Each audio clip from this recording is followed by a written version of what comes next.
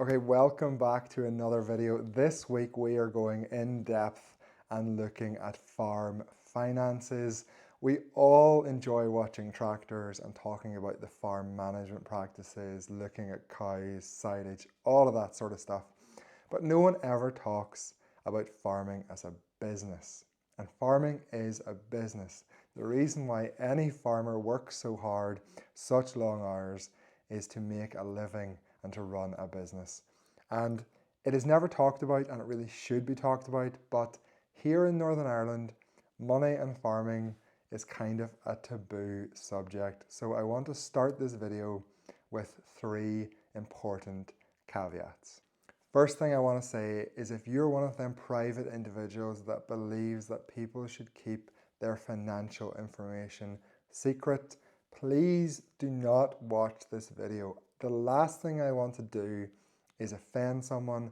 I don't share that belief. I believe there is value in being open and transparent, and it has value to other people to know about farm businesses and how they can improve their business. But if you do not share that view, you do not have to watch this video, and please do not be offended at the content for the next half an hour. Second thing I want to say is to humble myself and put this video in context. There is many farmers who are much better at this than me. I am a fairly good business. I reckon I'm slightly above average, but certainly not in the top 10%.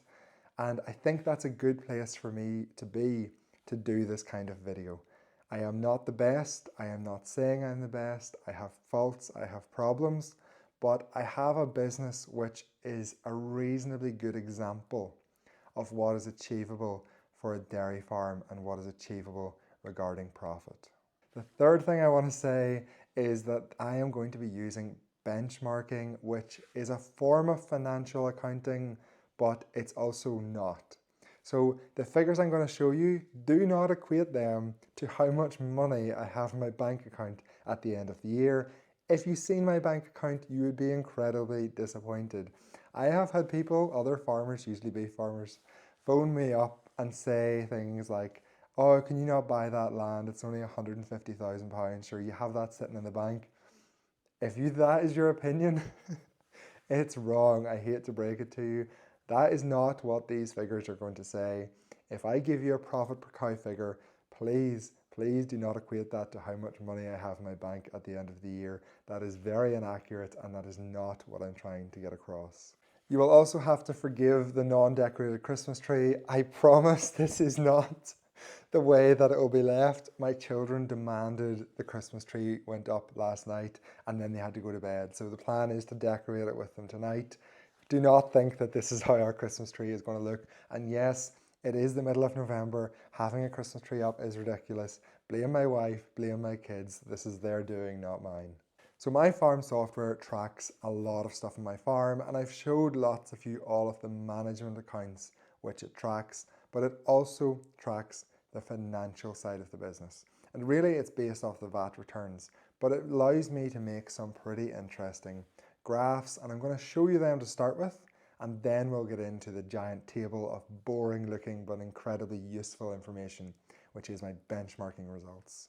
So we have our management graphs like our KPIs, or we have our milk from forage graphs, or perhaps our milk volumes, our milk quality graphs, or even my favorite table of all time, my silage sample graphs. They are all management, and whilst the management information and the management accounts are really useful, they are only beneficial if viewed in the context of financial accounts.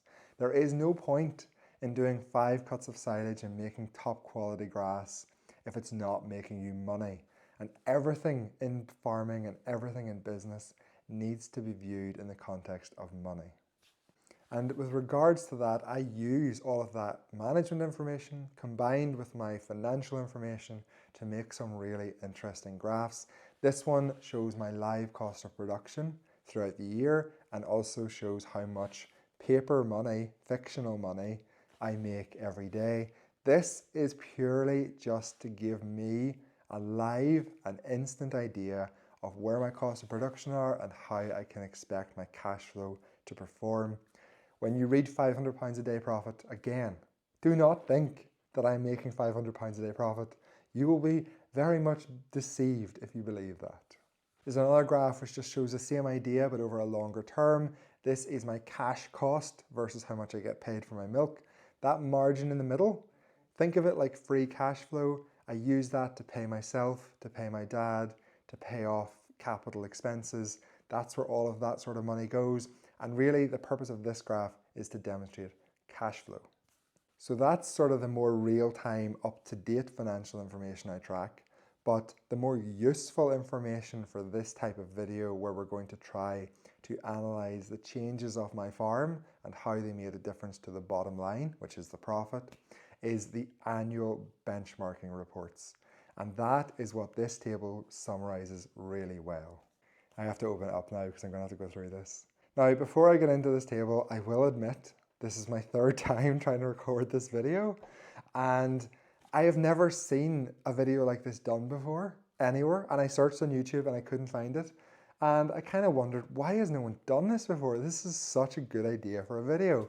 And then when I went to try to record it, I realized why no one does it, because it is extremely difficult. To get something useful out of this, I have had to really scale back my ambitions as to what I want to get across. So if this is a very simplistic view of farming and financial accounts, please understand that going into detail and getting really technical just ends up with a confusing mess. So that's why this video is simpler than you might have expected. So I know there's a lot of numbers on this graph. There is a heck of a lot of numbers, but we're going to take one column, one row at a time, and I'm going to talk you through a trend and tell you what I actually done on the farm in real life to get these figures to move. So we're going to go to the very bottom line first, which is our total cost of production, including some accounting for family labour value, but not enough. Caveat around the cost of production here is, on top of that cost of production, you have to add in your replacements, you have to add in the cost of your labour and my dad's labour, and you also have to add in any capital expenses, because they show up in this chart, in this graph, in this table as depreciation, which is very different to capital expenditure. So if you see that it's costing me 27p last year to produce milk, and yet I was being paid over 40p, do not think that the margin I took out of the business was 16 or 17p a litre. That's not how it works. What we're looking at is trends and trying to talk about what influenced them trends. So when I came home in 2012, our cost of production was about 24 to 25p. It remained there until we seen a big drop in 2014. That is when the business really started to perform. If you look back up at the top, you will notice that is also when milk price began to fall. What really made the difference to how much we were spending and our cost of production was the drop in milk price. In 2016, 15-16, our average milk price was a staggering 18 pence a litre, and that enabled us to drive our cost of production down to just 18.5p. If we go further along the bottom graph, you will see that in 2016 and 17, our cost of production remained relatively similar. We retained the efficiency that we had gained in 2015-16 into 2016-17 and 18. This is getting so confusing already. And if we scoot along the bottom even more through 18-19 and 19-20 and 21-22, even up to 21-22, we will see that the cost of production remained fairly constant at around 20p a litre. We are a low cost producer, but we also have a below average output to contend with. When we get to 2022-23, when the prices of inputs and the price of fertilizer and fuel and feed started to skyrocket, you can see what happened our cost of production. Our cost of production increased from 20p the year previously to 28p in 22-23. That was more than made up for by the milk price, which increased from 32p in 21-22 to 45p in 22-23. The issue we have at the minute in 23-24, oh my word, these years are getting so confusing. The issue we have at the minute is, just like them costs rocketed up, they have been very slow to fall, whereas the milk price was rocketing up and has also dropped like a stone. So our costs are taking longer to fall than the milk price has, which is why we are seeing a cash flow squeeze at the minute.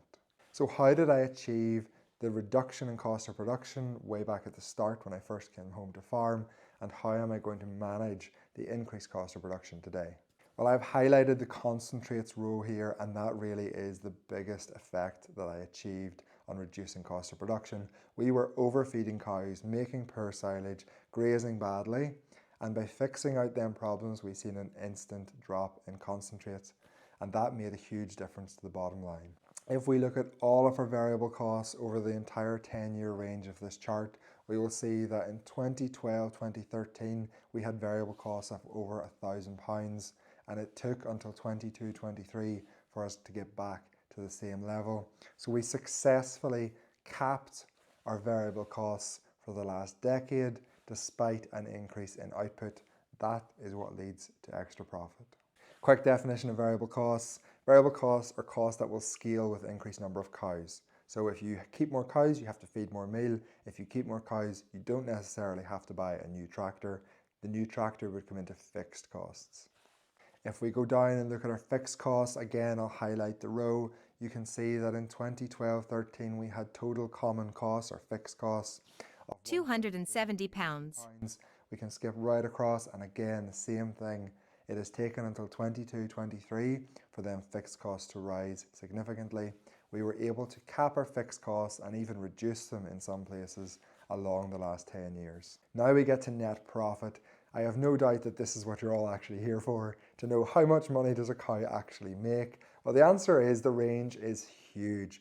The range between, oh, I have a phone call. Let me call you right back. Sorry about that. I've lost my train of thought. I have a lot going on this week, but I have a lot going on. So let's get back to the video. What was I talking about? Net profit. Let's get back to net profit. At the end of the day, after all of your management decisions, all of the hard work you put in all year, the milk price, the meal price, the fertilizer price, it all comes down to one number, and that is your net profit. Here it is represented as net profit per cow. I like that metric. I think it's pretty good. That's what I tend to use to judge business performance and to do any business plans or anything like that. When I came home in 2012, 2013, the milk price was not bad. It was just slightly below the long-term average, but we struggled. We only made, on the benchmarking figures, £40 per cow. The year after, the milk price had increased significantly above the long-term average to 31.5p, and we generated a profit of £632. Fast forward 2 years, the milk price has collapsed. It's down to 18p, and we managed to make a profit of £91. So the lesson from this is that the milk price is extremely volatile. It will move all over the place, but running an efficient business and controlling your costs, which is entirely in your control, can make a huge difference to your net profit. And that is exemplified by, in 2012, the milk price was way better than 2015, but we made more money per cow in 2015 versus 2012. Let's skip ahead on the net profit graph to 2017 to 2021, and we see a fairly consistent level of profit per cow. It is sitting at around the £700 down to £660 mark for them 4 or 5 years, and I very much felt that in our own business. It was a time of fairly good stability. We knew what to expect. There wasn't any big challenges, and it was actually a great time to invest, and that is when we built the new milking parlour. Then we start into the roller coaster of the last 2 years in farming of astronomical milk prices, but also incredibly high costs. And in 21-22, we generated a net profit of £1,240 per cow. That is almost double the previous years. And largely that increase in profit was due to some fairly smart decisions, if I do say so myself. Forward buying a majority of my fertilizer, fixing my meal price at the right time, buying my fuels before the prices started to increase. So I was able to limit my cost inflation, all the while the milk price rose significantly. You can really see this in 21-22 if you look at our costs. Our total variable costs actually fell from the previous year, and our total common costs remained pretty much the same. And this was combined with an increasing milk price and an increasing output of about £600. That £600 was therefore directly reflected in our net profit figure. Then we get to the mental year, which was 2022 and 2023, and this year will absolutely be an outlier. We might not see this again for a very long time. Our output jumped even further to almost £3,500 per cow, and our costs also started to jump.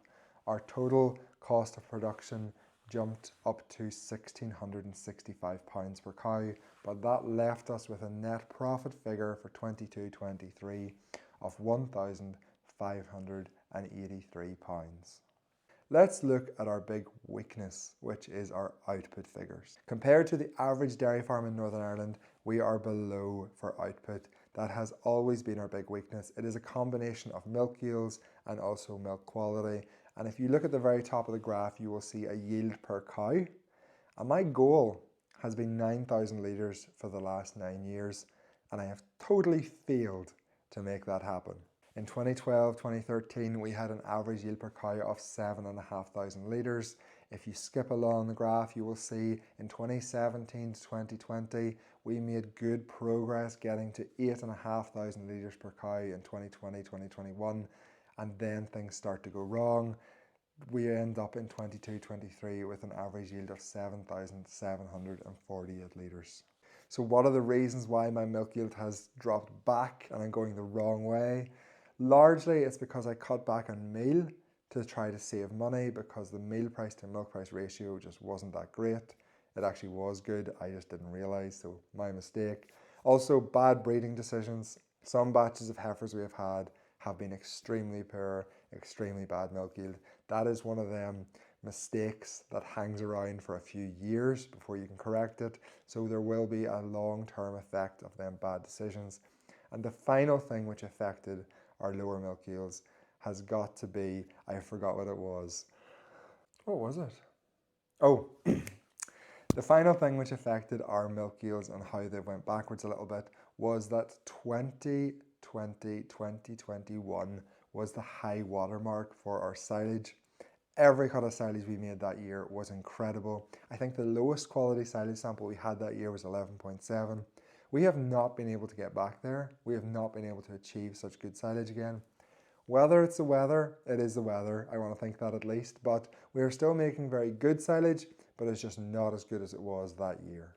Right, so now you've seen my figures, let me summarize them without looking at a big table for you. If you are thinking of farming, what number should you use for profit per cow? I reckon you should probably use somewhere in the range of £500 to £600 per cow. Yes, that is lower than I can achieve, and it is a lot lower than the last 2 years, but you want to go on the low side. You want to be pessimistic so that your business will be able to survive. It is very tempting if you're planning and trying to work out a business plan to use inflated figures. But if you do that, the only person you're fooling is yourself. The second thing I want to take from this video is that the individual running the business has a huge effect on how much money it makes. And that might be an unpopular opinion, but that is just the fact. There is a huge range of performance within farms, and that means that the individual running it can make a big difference.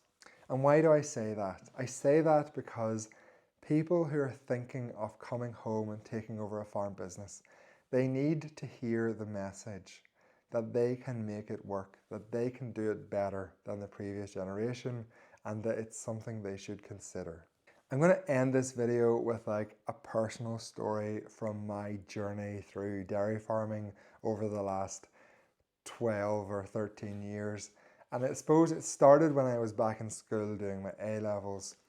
Everyone constantly told me to go and do something else. Don't come home to farm. You've too much potential. You'll be wasted farming. I still get them comments today that if you can do this, why are you farming? Let me put it like this. Farmers are massively underappreciated by society. If you tell someone that you're a farmer, they think you're dumb. And yet the reality is that running a successful farm business is incredibly difficult To be a farmer, you have to be good at so many things. And putting farming, especially dairy farming, in the context of being a business, a high stakes, high reward, high risk business, definitely makes it more attractive to those young people who have the intelligence and have the opportunity to farm, but are forced or convinced to do something else because people do not value the potential there is in agriculture. I will be honest, whenever I left uni and I'd been round to see all these amazing farms and how well they were performing, I was extremely arrogant. And I came home and thought that I could change everything overnight and have a brilliant business just like all them farmers I seen within a year or two. Well, it'll be no surprise to anyone who's actually a farmer, I got a really big shock. I failed to appreciate just how good them top farmers were. And even to this day, I still am in awe of some farmers and the level of performance they have within their business. So if you're at school, if you're a young person and you have a farm at home, don't dismiss it outright. Think about it. Realize that you can make a difference, and it does not have to be the same business which you inherit that you run long term, but also realize that it is an incredibly hard path. It is an incredibly difficult path, but it is an incredibly rewarding path. So for the 3 people who needed to hear that, I hope that's useful. The reason why I farmed and went against everyone else's advice that I should do something else and I'd be wasted farming was a pure stubbornness and pig-headedness, and largely driven by my desire to continue on the family farm that had been there for generations. I also figured that if I tried farming and didn't like it, what have I got to lose? I could go get a job, retrain in something else. I understood that if I was ever going to farm, I needed to make the decision now. Anyway, I hope you enjoyed that insight. I know it's a complicated topic. I know I have not done a very good job of this. I simply have ran out of takes to try this. I will catch up with you next week. If you enjoy this sort of detailed, different, more technical content, give the video a like. If you have any suggestions or comments, stick them down below. And if you feel like subscribing, I would very much appreciate it. Thank you all very much. And the next time I'm back here, I promise the Christmas tree will be fully decorated.